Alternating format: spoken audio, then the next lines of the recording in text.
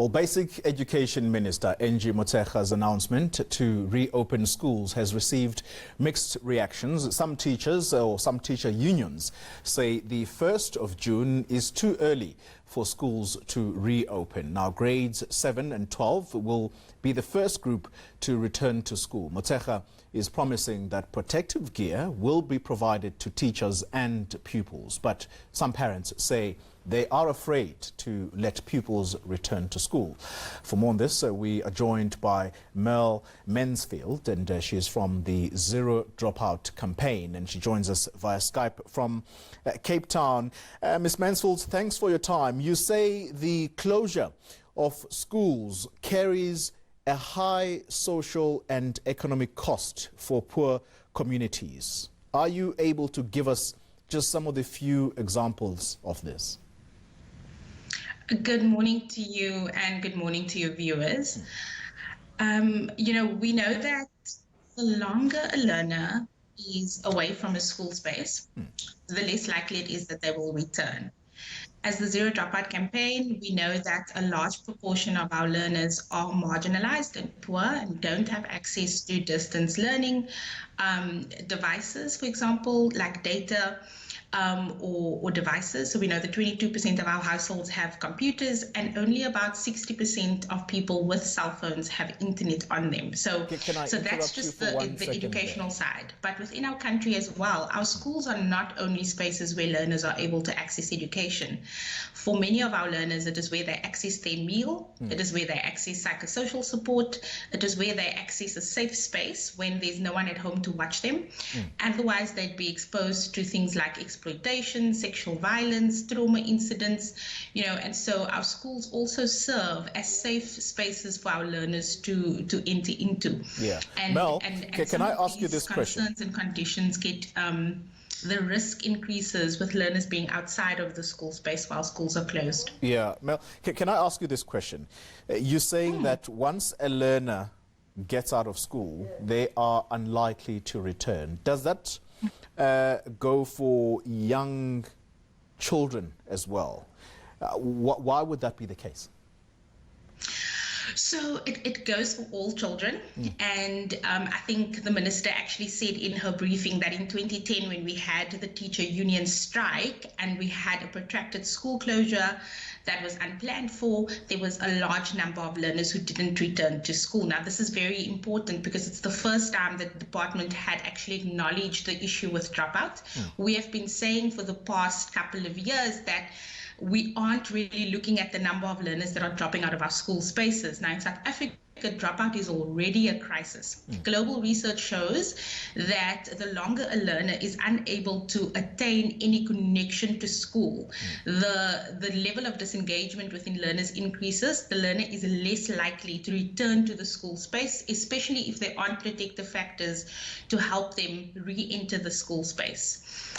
In South Africa, 40% of our learners who start school don't complete school. So we already have a high rate of dropout on an annual basis.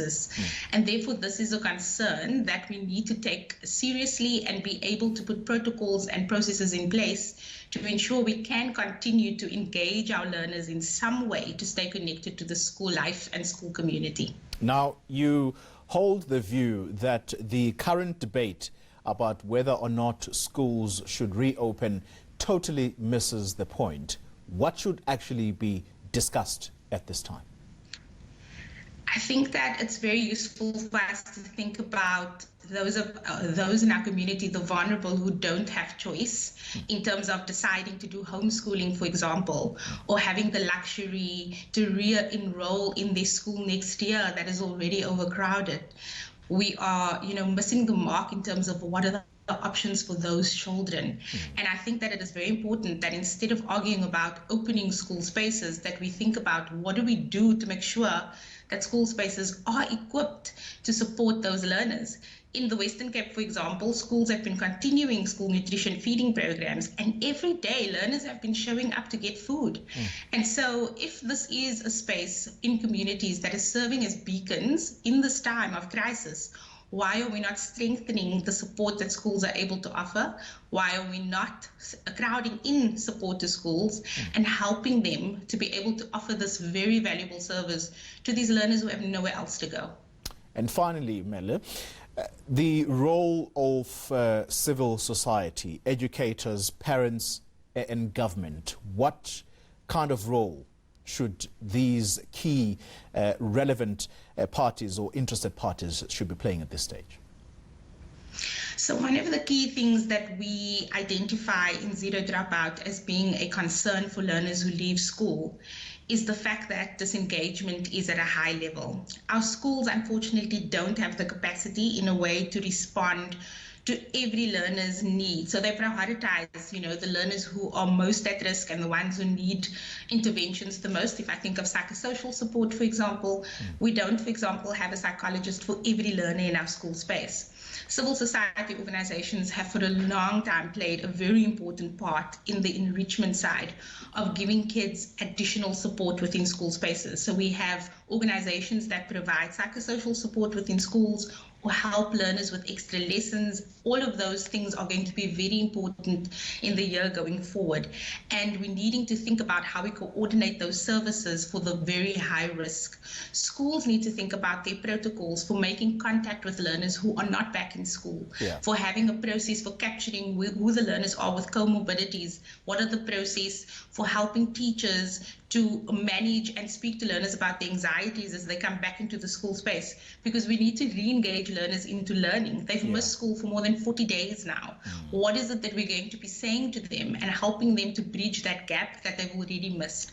Parents at home, as much as we are anxious, and everybody is, I'm also a mom, I think that it is important that we make decisions that suit our families and that work for what we have choice to do.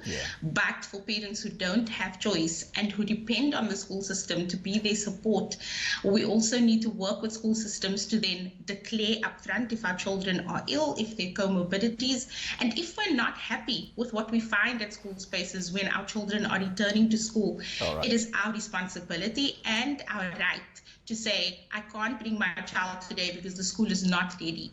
And that's the same for teachers. We don't want anyone to be at risk. Merle Mansfield, thank you very much for your time. She's with the organization Zero Dropout Campaign.